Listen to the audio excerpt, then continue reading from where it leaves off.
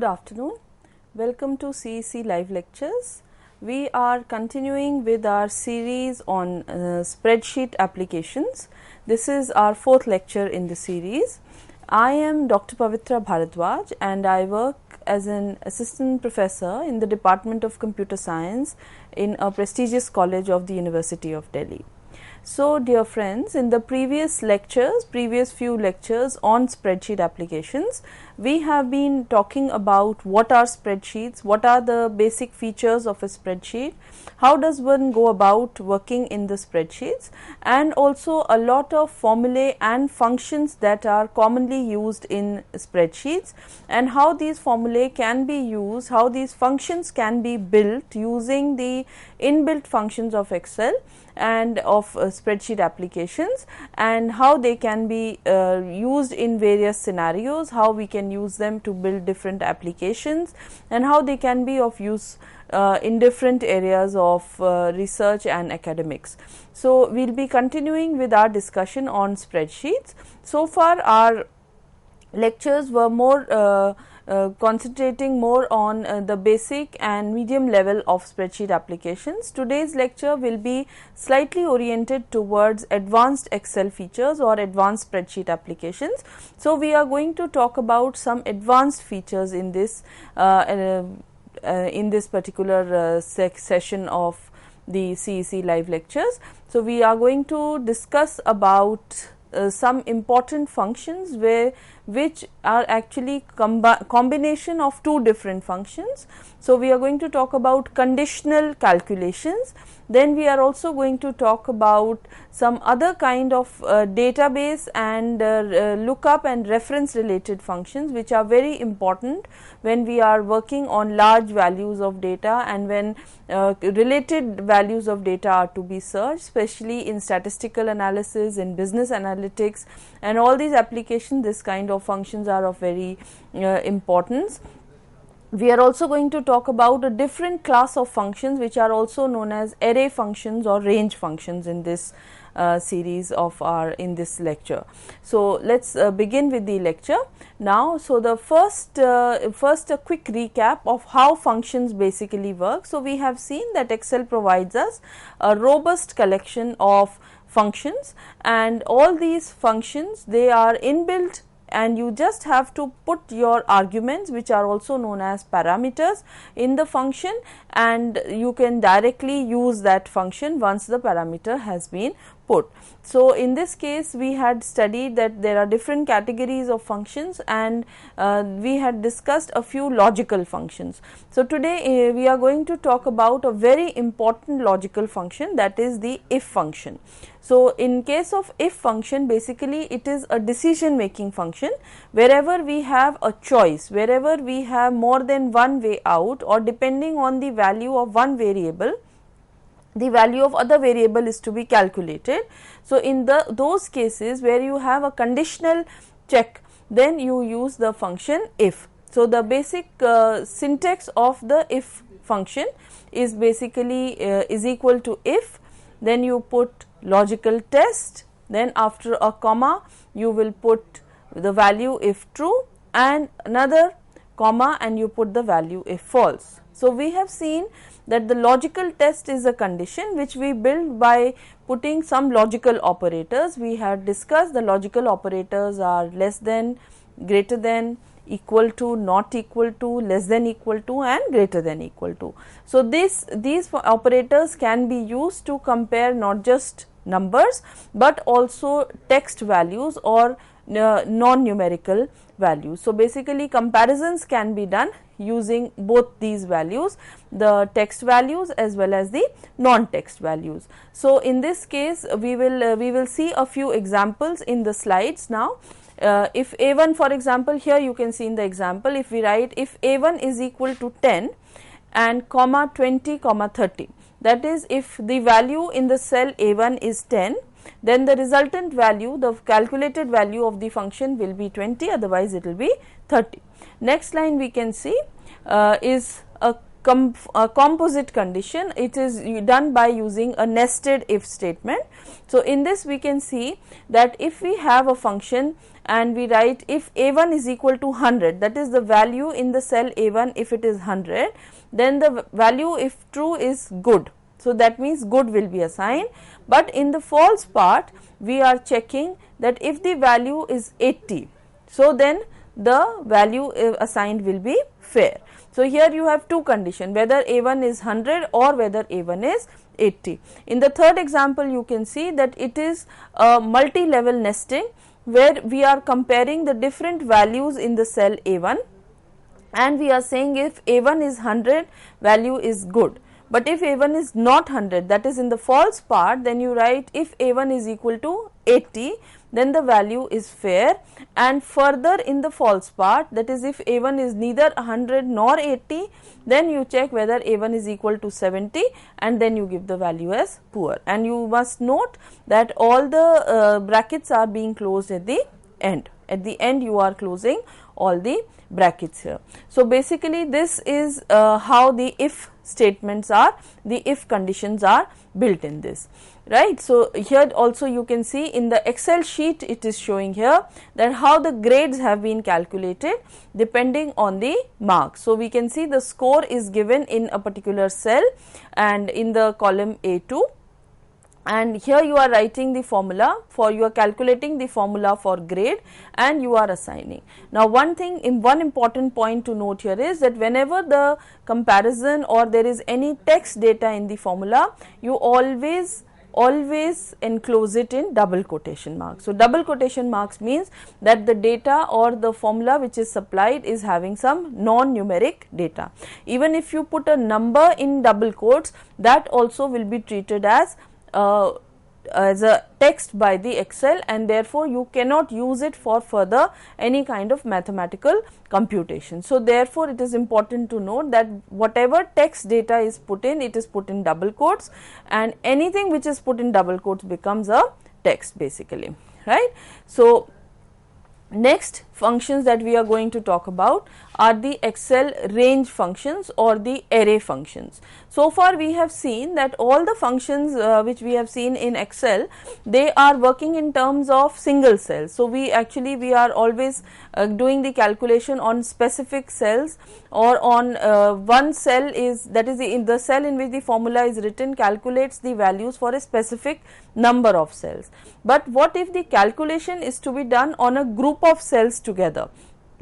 In that case, the calculation will span on the entire range, and such calculations which are done or which are based on a complete range of cells or on a group of cells in one pass, they are known as array functions or array calculations. So, to signal that the formula that is used is an array function, or you want the formula to work on an entire range of cells.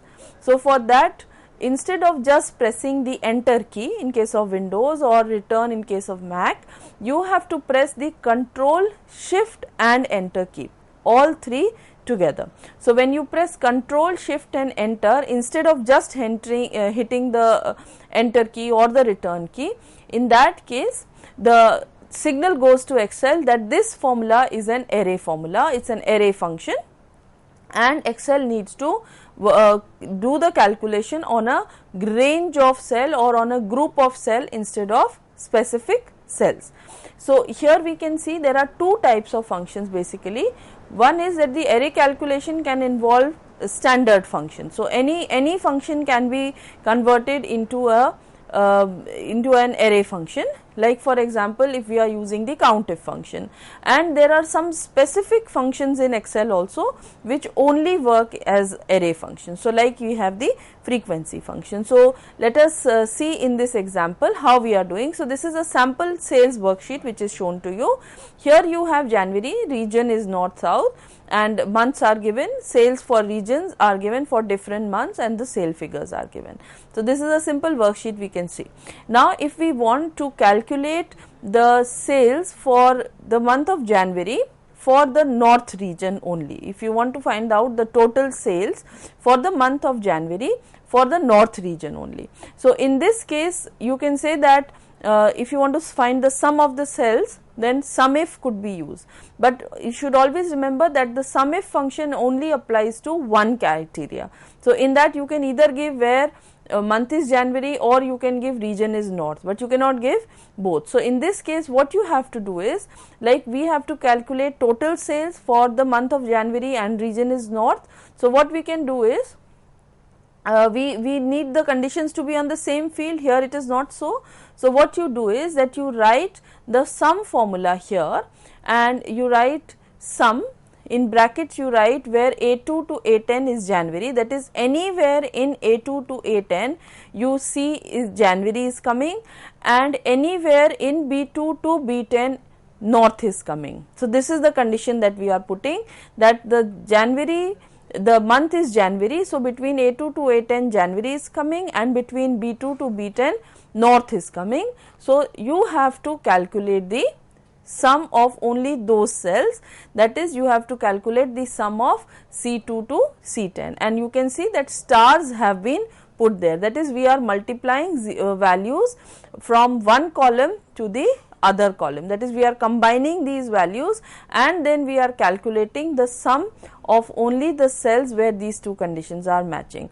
So, after this formula has been written in the cell, we will not just press the enter key, but what we will press is Control, Shift and Enter key together. All three keys are pressed together.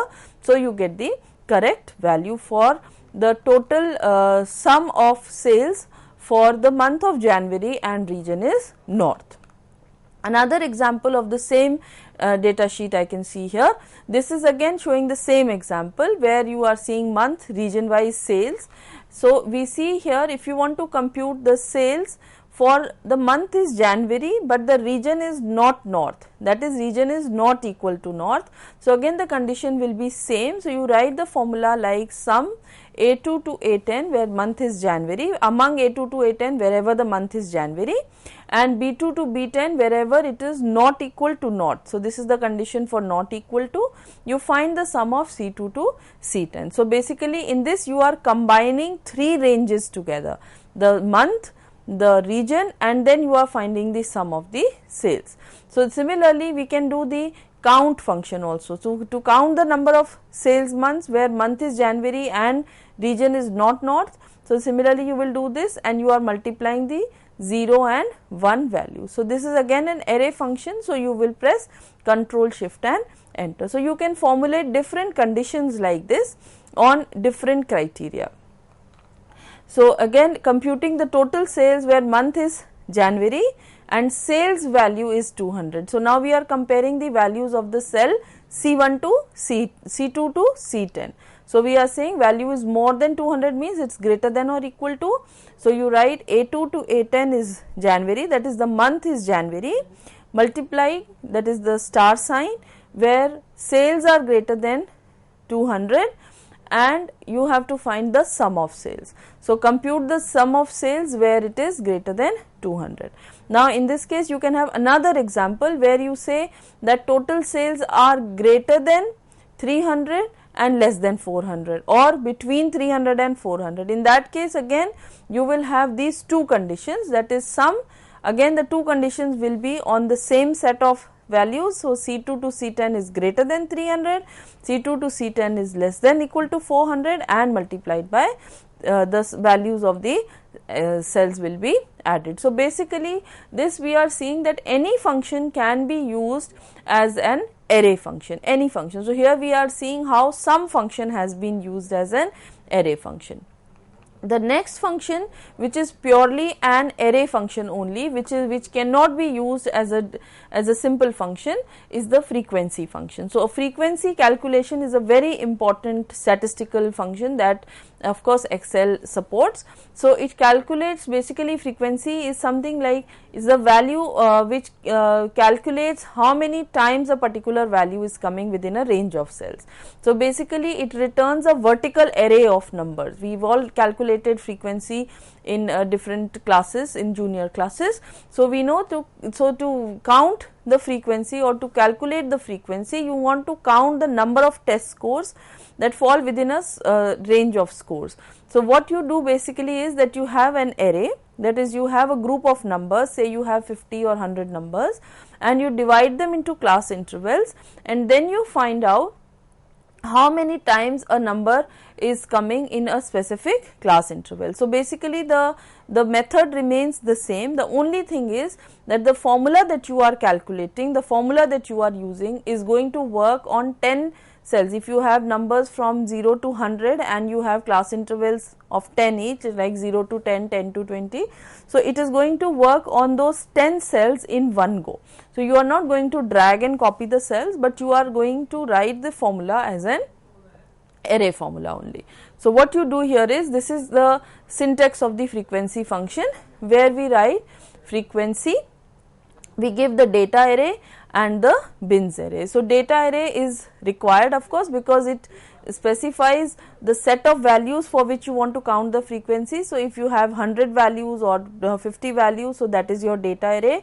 So, you put the reference of the cells, and bins array is an array of reference to intervals in which you want to group the values. So, intervals, for this you can have your, either you can have the lower limit column or you can have the upper limit column when you are calculating. So, you can have the bins array could be either of the columns. You will calculate the bins array on 0 to 10, or you will calculate it on the 0, 10, 20, or you can calculate it on 10, 20, 30, 40 up to 100. So, whichever column, either of the columns can be taken for the bins array. So, this is the function of the frequency. So, basically you will put the data, and in the data, when you are putting the function, when you are putting the formula, what you do is that when you want to calculate the frequency, so you have these 10 class intervals. So, in those 10 class intervals, you will select the entire column. When you will select the entire column with the mouse, you will see that the first cell remains white, the rest of it changes the color. After this selection has happened, then you put the frequency formula which has been given, like frequency, data array and bins array, and then instead of pressing the enter key, what you press is Control Shift and enter key. So, then you will see that when you press Control Shift and enter key, then instead of one cell, the value will come in all the cells of the column at one go. In one go, you will see the values on all the cells have come, because the formula that you have put in is an array formula. So, it does not calculate the value in a single cell, but it can calculate the value in multiple cells given at the same time.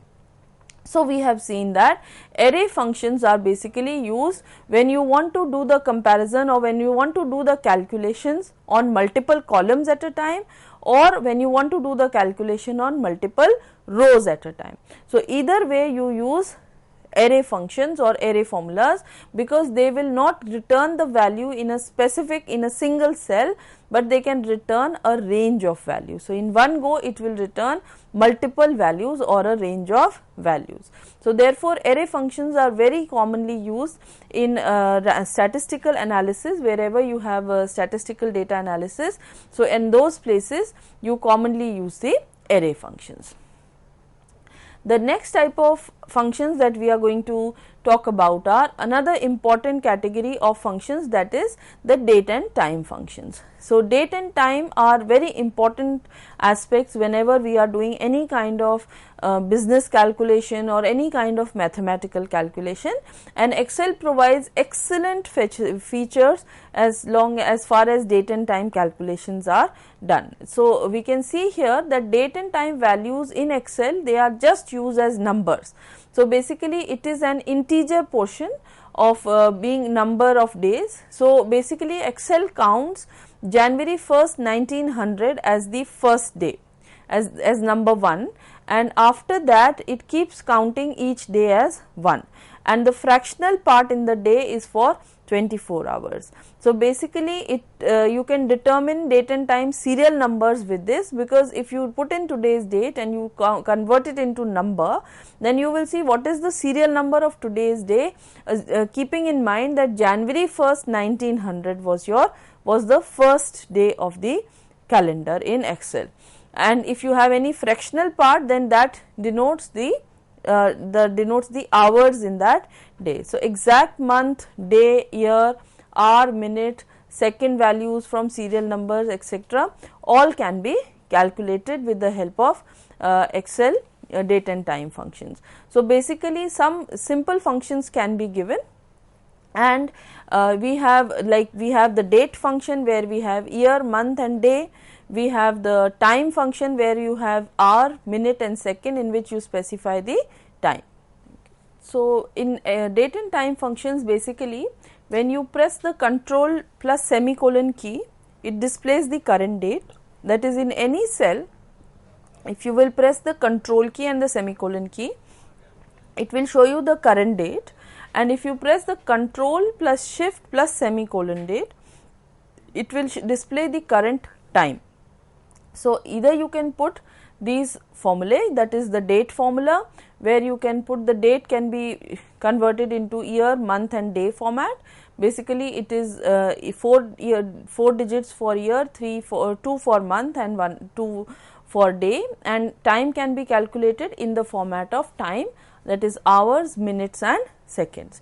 So, this is a simple format in which date can be supplied. So, here is a list of some important date and time functions, some of which we will be discussing.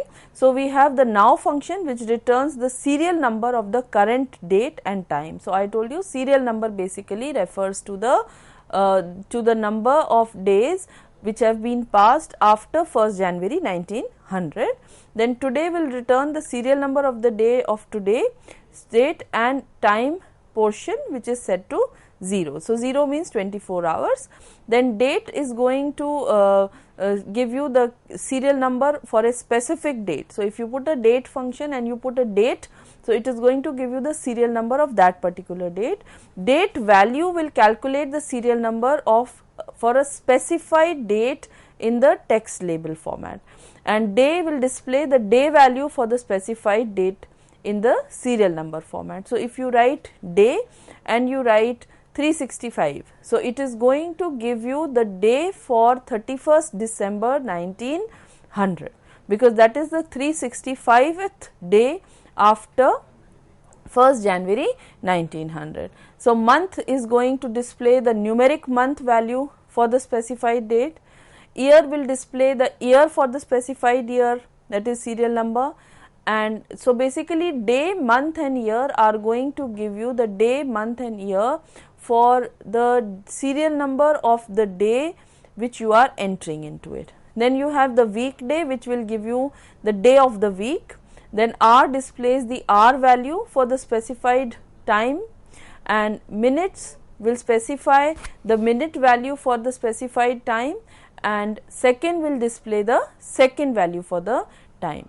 So, these are some important date and time functions which are very commonly used in different applications related to spreadsheets. So, basically how Excel stores the dates, they are, as I just told you, they are stored in serial number format. So, internally also each day is represented as a serial number. So, if you press the control and the single quotes key, you can see the formula view and you can see what is the date. So, date becomes numbers in the formula view. So, when you look at the date in the formula view, what you will see is a number. So, the number means it is the serial number of that particular day which you are for which the date has been put in. So, basically you can have times and dates in the same cells also, that is, a cell can contain both date and the time. The value of both date and the time is stored internally as a single decimal number. So, decimal number because the day part is stored in the form of the number, and the hour part or the time part is stored in the form of the fractional part or the decimal part that is in the points. So, the whole number portions and the decimal portions. So, it represents the time as the fraction of day that has elapsed. So, this is very important to understand what is the representation of the date and the time when we are talking about the Excel. So, basically we can see here that January 1st 1900 is at 12 am is 0, that is first day since December, and the percent of the day elapsed so far is 0, and 12 p.m. it becomes 0.5 because that is the time, that is half the day has passed, and at January 2nd 12 p.m.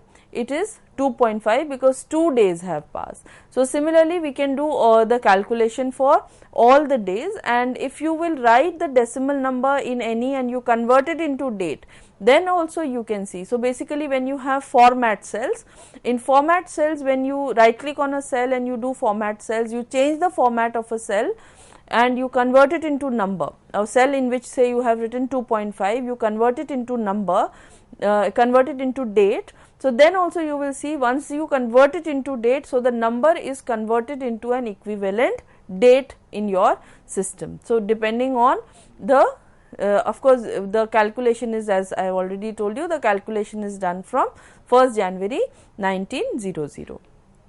So, basically you can have values here or you can have decimals. So, when you have values you see time and date like this, when you have formulae you only see the fractional part and the whole number. So, if you have a date of 1st January 2008, so you can see how many days and how many minutes and seconds have passed by the time. So, now important aspect of Excel is not just the representation of dates, but also how we can do arithmetic with the dates, how we can do calculations with the date. So, basically we can do a large number of calculation, that is adding, subtracting whole numbers, adding and subtracting times, and the fractional numbers can be added and subtracted. So, a large number of mathematical calculations can be done with dates. So, for instance, you are given a problem where you have to see how many after how many days are left. For example, you are doing loan and lease calculation. So, in that case you want to know that how many days are left for the loan to be paid. So, in that case you would want to subtract the dates, or you want to know how many days are left for a specific date to come, or you want to know how many total number of days, etc. So, for all these things you want to do a lot of calculation in the dates, and Excel provides excellent functions and excellent features by which these date kind of arithmetic or date kinds of calculations can be done successfully. So, you can see here, if for example I write A1 plus 7. So, is A1 is containing a date, if the cell A1 has a date. So, I am saying if I want to know what is the date after the date in A1, so I just have to say A1 plus 7 and it will return the date after the date written in A1. If I want 5 weeks before the date in A1, so I will write A1 minus 5 into 7, because 5 weeks means 35. So, I can either write A1 minus 35 or I can write 5 weeks. So, 5 into 7, A1 minus 5 into 7. If you want to know 1 hour before the time specified in A1, so then 1 hour means we have already seen that the fractional part is out of 24. So, we can write 1 upon 24, 3 hours 3 upon 24. If you want 2.5 day after A1, then you will write A1 plus 2.5. If you want the number of days between the date A1 and the date A2, so you will simply subtract the dates. So, this is going to give you the difference between the days between the two specific dates. So, we can basically use the formatting cells with date and time. So, the number tab can be used, or date and time, custom, choose appropriate looking format.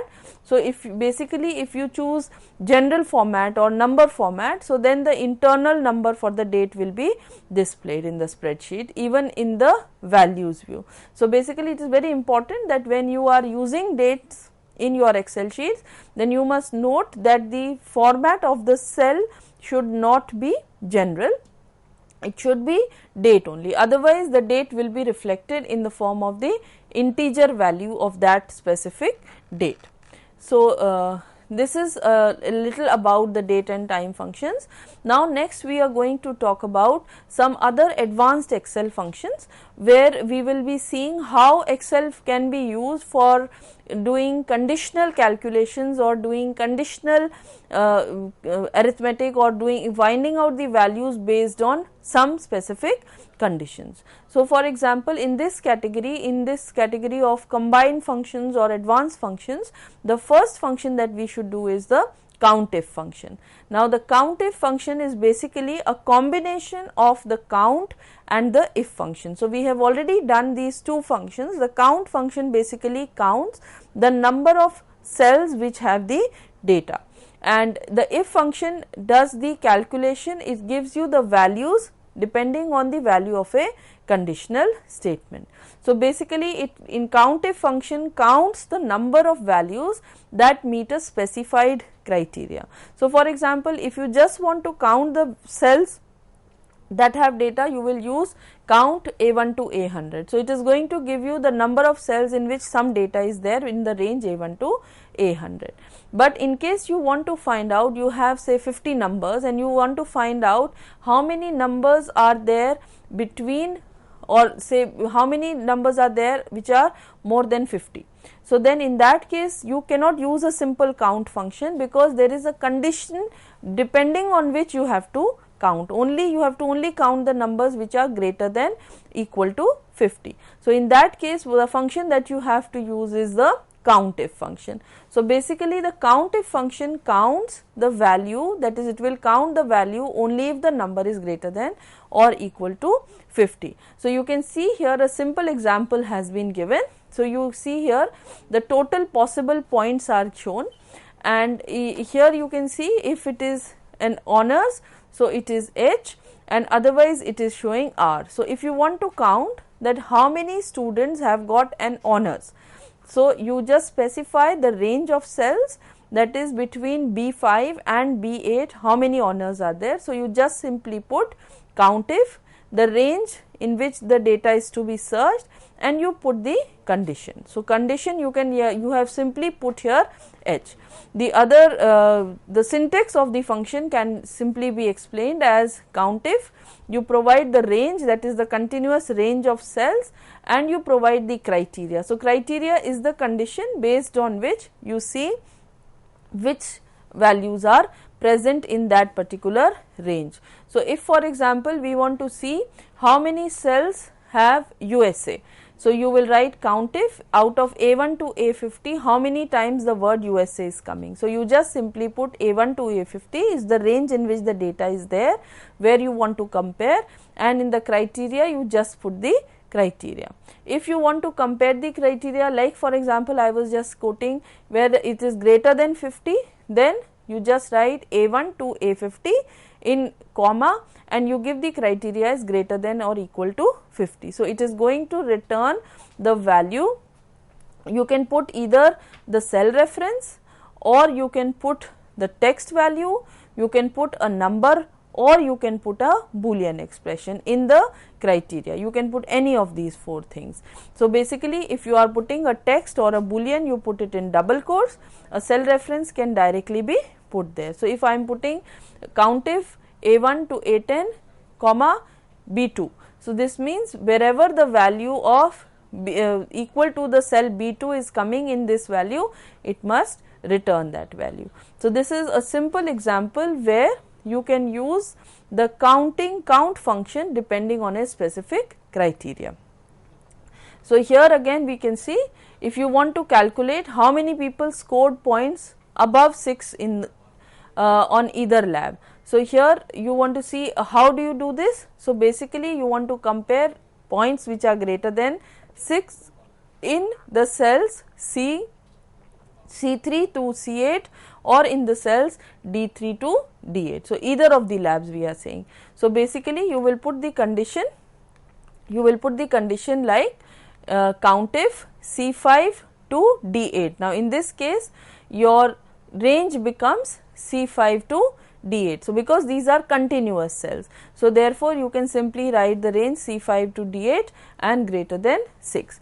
So this will work best when you have a contiguous range of cells.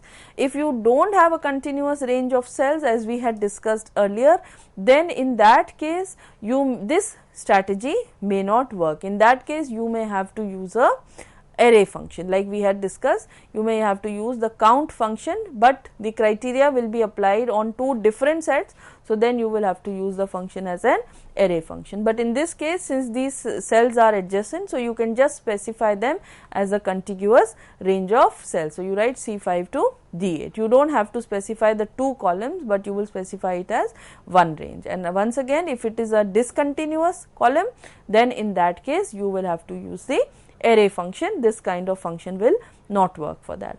Next function in the same category is depending on a specific criteria if you want to sum the values in a range.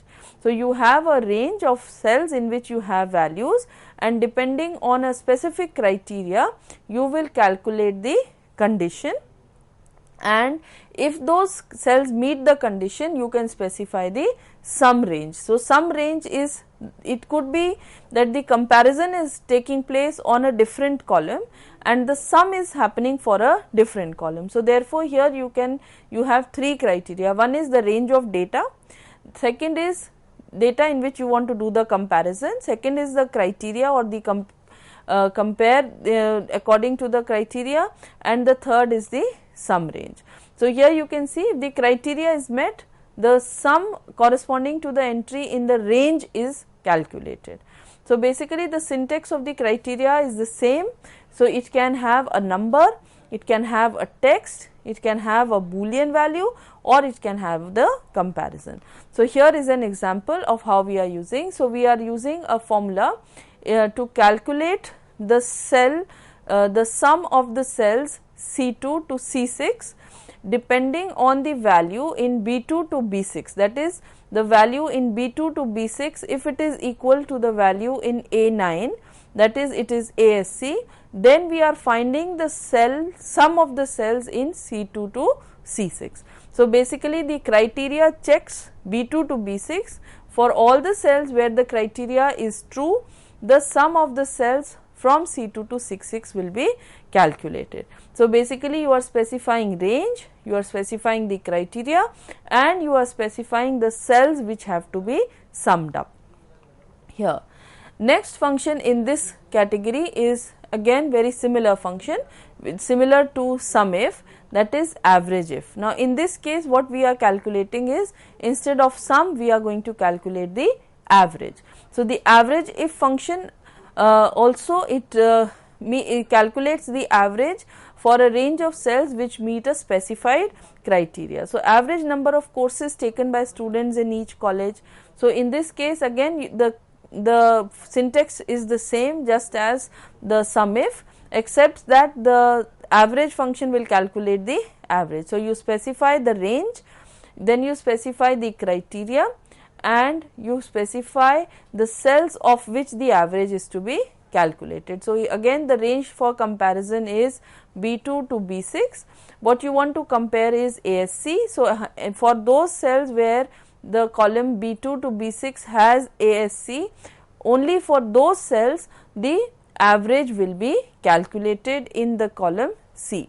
So, only for those cells. So, this is conditional checking, conditional calculation of cells from Countif will count the cells which meet specific criteria, SUMIF will sum the cells which meet the specific criteria, and average if will calculate the average for a given range of cells only if another range or the same range meet a specific criteria. So, these three functions are very useful in this case. So, again this is an example of how average for students, year wise average for students has been calculated. So, again it is the same. So, we put the range of cells and then we put that the average is B13, that is the average is equal to the average of the college, and otherwise you calculate the average of the cells of the college. So, this way average if function can be used for processing large amounts of data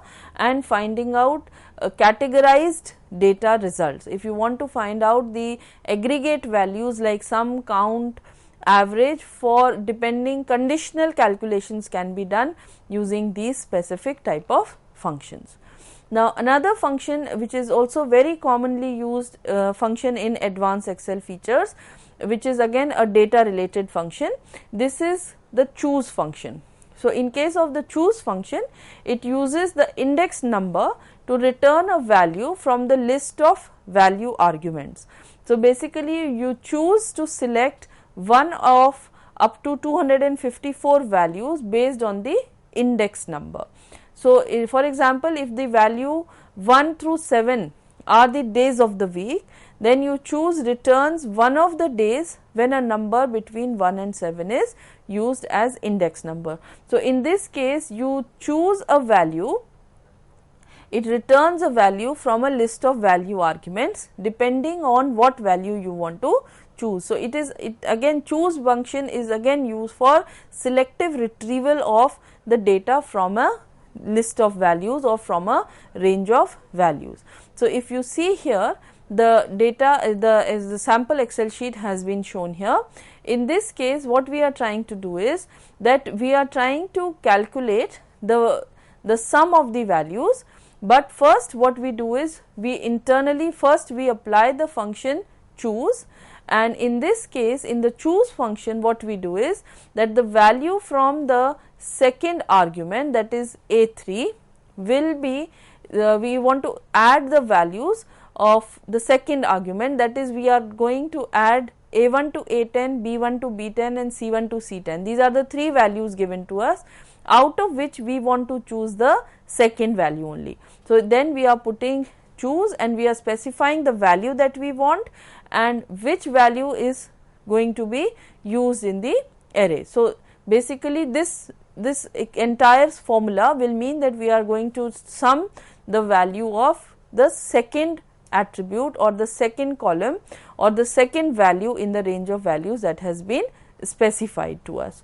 So, basically choose will help us to perform the calculation on a specific value which is specified amongst the range of values. The next function in this class of functions is the index function. Index function returns or a value or the reference to a value from within a table or a range. So, again this also will return a value from a given data. So, the syntax is index, then you give the range of cells containing the value. So, you give the entire reference, that is your complete data set can be given here.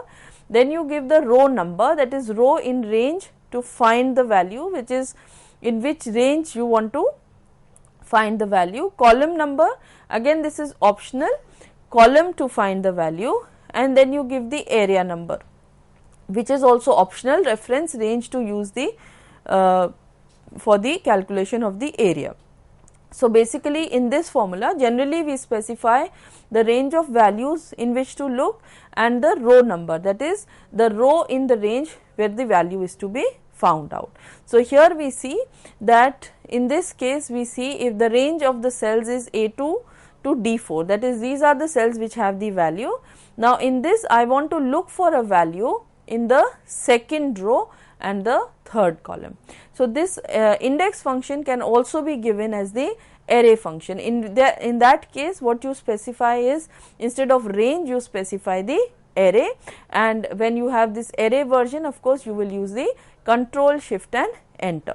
So, here you see if you have this kind of a simple data, you have two columns where you have different data.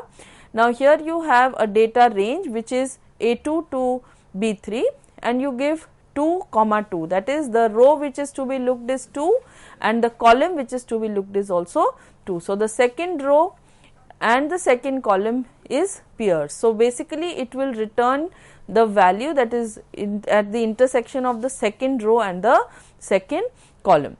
In the second case you can see again the data range is the same and it returns a value which is at the intersection of the second row and the first column. So, in this case it is going to return the value bananas. So, basically the index function is used to retrieve the value, to find out the value which is in a specific cell in a range of cells. So, you can just specify the range of cells, you specify the row and the column, the value at the intersection of the row and the column can be returned to you.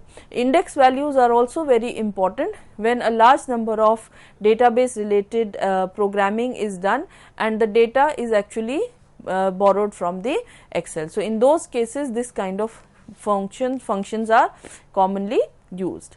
Now, we come to another very important and very popular function which is used in Excel, that is the lookup function.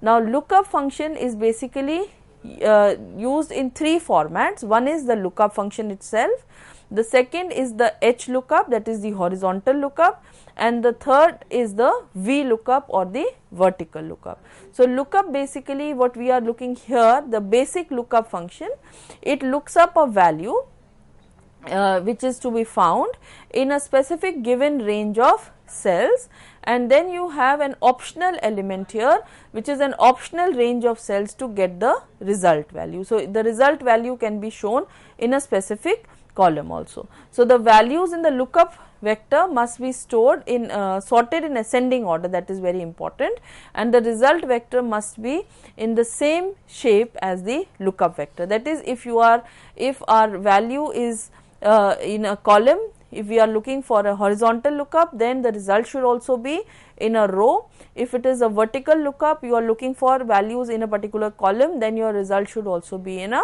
column only. So, basically lookup function tries to look for specific values given in a specific column depending on the value in another column. So, basically you are trying to look for a mapping between the values which are present amongst the data set. So, it is a mapping that you are trying to look up for. So, here is a simple example. If you see, if we are putting here lookup and the value which we are looking for is 1, and the range of the data or our entire data set is A2 to A4, okay, and the value that we want is in C2 to C4, that is the result we are looking for in C2 to C4. So, what we are saying is that the value 1 should occur in the range A2 to A4, and we are looking for the corresponding value wherever one value is seen in, wherever the value 1 occurs in the column A2 to A4, what is the corresponding value in C2 to C4. So, you can see the value 1 occurs in the cell A3 here, and the corresponding value in the column C is liter. So, when you say lookup, so it is going to return liter. The second is you are trying to look for a value -3 in the column A1 to A3, A4, and the corresponding value in the column B2 to B4. So, when you see -3 is coming in the cell A2, so the corresponding cell in the column B is B2, so the value is millimeter. The third example you see here is again you are looking for a value is 1 and looking for it in the cell in the column A1 to A2, and the corresponding value is searched in the column D2 to D4, that is in the column D. So, there the value is gram. So, basically what we are doing is that we are searching for a value in a specific column and we are trying to find out what is the corresponding value which meets this value in the specific column. So, in the same, the lookup is a basic function. So, in this in continuation with the lookup, we have two varieties or two subtypes of lookups. One is the horizontal lookup, which is commonly known as the H lookup, and the other is the vertical lookup, which is commonly known as the V lookup. So, here in H lookup, it searches for a value in the top row of a table or an array of values and then returns a value in the same column for a row you specify in the table or array.